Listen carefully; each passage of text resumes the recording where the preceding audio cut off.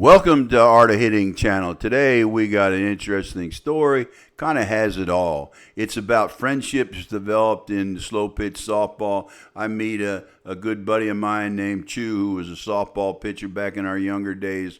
We had some great battles, and Chu was a great guy. And we hadn't seen each other for like 30 years. I'm not sure of the number, but it's been a long time. But I'll talk a little bit about Chu, and then he has the opportunity to shoot cornhole at the end of this session, where he has an opportunity to make like $6,000 or $7,000, depending on how many. What do they call it? It's not a hole in one. It's a bucket or something. I forget the name of it. But let's listen to what Chu has to say and see what's going on. It's a fun little piece and interesting how softball players build this bond. Okay. So I'm sitting here with a good old buddy of mine from back in the day. I know him as Chu. I don't even know your first name, Chu. Cassius Willams is my first name. Cassius Willams? Cassius Willams. My mom loved Muhammad Ali, but my dad wouldn't let her name me Clay. But and then somehow I knew you all them years. No. Chu, man. I'd have been Chu. Most black people have a nickname. Yeah, well, yeah. Every black person I know has a nickname. Well, you know where I came from, up New Jersey, we always gave nicknames to everybody. Yeah. You know? I mean, but you grew up with those people and you would know their first But every name. black guy had a nickname. Right? Yeah, they did. Yeah, I'm thinking about it. Remember, well, let me get into this. Why am I interviewing my man here? Well, Chu used to be one of the best softball players in Brevard County, and we played together as young people. And when did you stop playing the game? It's been... How old were you? I really don't remember. I'm 63 now. So wow, man, 63. It's been 20, 30 years, maybe 25 years. And yeah. we live in the same county. I never ran into you. No. Now, a lot of people would say, hey, have you seen Chu? No, but I've heard about you, at times. And then my son said he's out here playing cornhole. Yes, and you're one of the best cornhole players in the county here. Yeah, and that's another thing. I used to be one of the best in the state of Florida. Oh, in the state, huh? Yeah. Worldwide, really. I mean, we had the best players in Florida at the time I was playing. Really? They were. And you were like worldwide. You were doing good stuff. Oh, yeah. We playing all over the United States at that time. Chicago, Philly, we travel anywhere just to play. Nobody that can't play wouldn't go that far. Yeah, well, that's for sure. Dude. Right. So I knew I had a chance to win no matter where I went. That's cool. But the good thing about that, those who are watching, Chu was a great pitcher.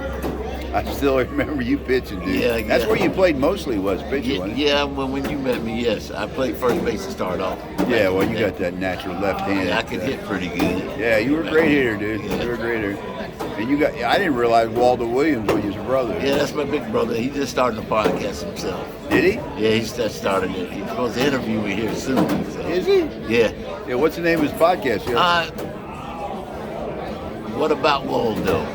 What About Waldo? What About Waldo? Did he go off and play in the pros? Yeah, he played for Cincinnati Reds right out of high school. He got drafted in the first round. Let me just explain something really quick. In 72. This has nothing to do with wins played or with the losses. Reds, It only got depends traded to the on Orioles. what I you think, I'm not throw. for sure, What you but I think he throw was the first cannot minor league player influence your to partner. get traded for a major league player. He got traded for We Ross are only Grimsley. going by For who? your Ross PR. Grimsley. Remember Ross So Grimsley? Yeah. there's He not pitched for the anything Orioles except put it in and got traded to the Reds for Waldo. In fact, my brother was the first player ever to leave a professional sport and play a collegiate sport. The first person ever. How did he do that? He left baseball, got a lawyer, went to Florida State for 4 years. For football? For football. Well, that's why I was mixed up. You're saying baseball. I remember him as being a stud in football. Yeah, he was. He tried out for a couple of pro teams. His best buddy was Leon Bright. Oh, Leon. Yeah, played backfield, played for the Giants, played for the Bucks. I remember Got him Leon. a couple of tryouts, but back in junior high school, my brother broke his ankle. He had pins in his ankle. They said he was good enough to play pro football, but couldn't put the money down on you because you get one hit on that ankle. You're done. It's over. Yep. Yeah. It's That's over crazy, with. man. Yeah, it was. So you don't miss softball at all? No, I don't miss it. I mean, we played a lot here. Shit, we played 5 days a week and every weekend. It was the best times of my life, though. Well, the one, I remember a lot of times playing with you and against you. But I remember that one time, I forget who you were playing with, but I remember we were Jeff White. I forget. I don't even remember what the name of my team was.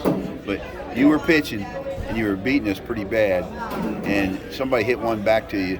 And you did your old cool move where I picked it up and rolled it to first base. Yeah, everybody got pissed. You got mad. Well, yeah, I came out. Well, that's all an act, dude. Yeah.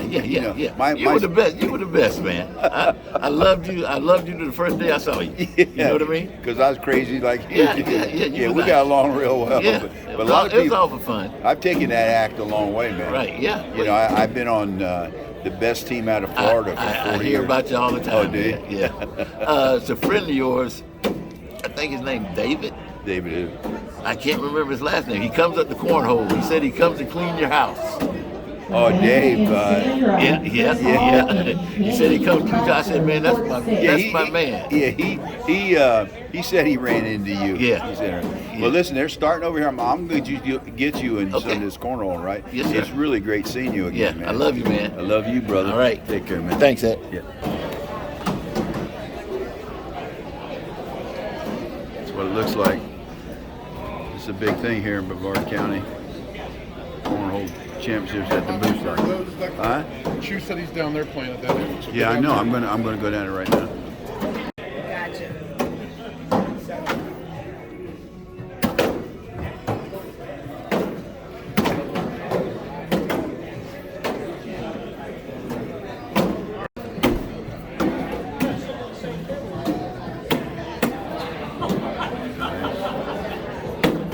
There you go, Chew. I should have rained it. Instead of trying to. Two in a row for Chew. You struck that guy out, man. Josh Doty, Matt Andrews, Paul Dooley, and Godfrey, court 3. No, I will geez. not. That's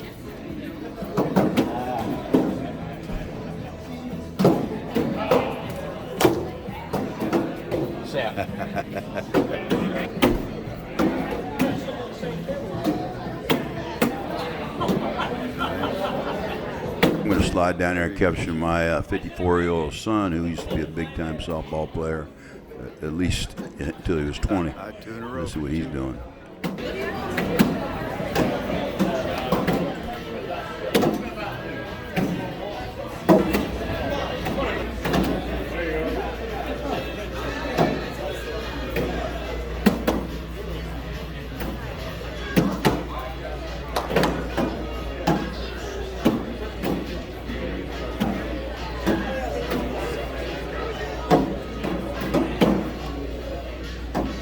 That's 3 in a row for Boomer.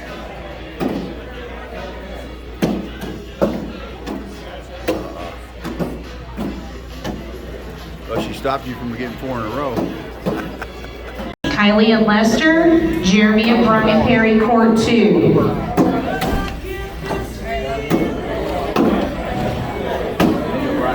Good, Brian. Bama and Josted, Chris Hall Jr. and Joe Pagillo, court 3. Marty Grinstead, Sandra, Jason Morehouse, and Kenny Butzer, Oh, court Lord. 4. 2 in at one time.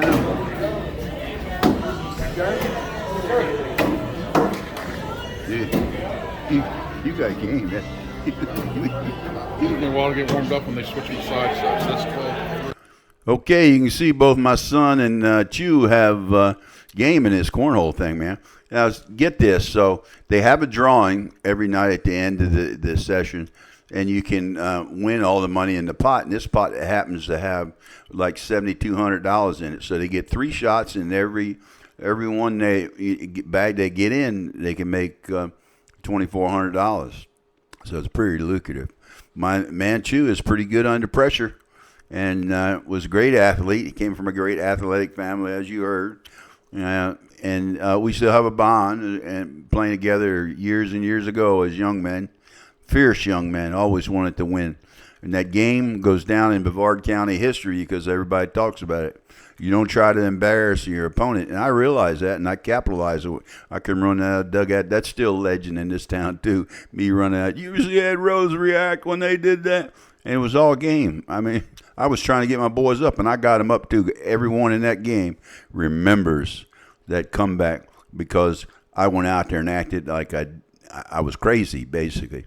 But my man Chew, let's see what my man Chew does. He's a great guy, great athletic family, one of the best athletes in Brevard County. Here we go.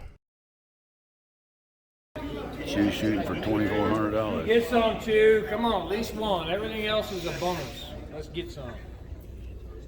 Come on. Oh.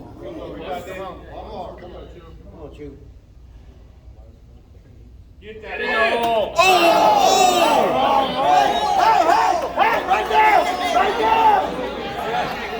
Get a nice shot. And the pot rolls over.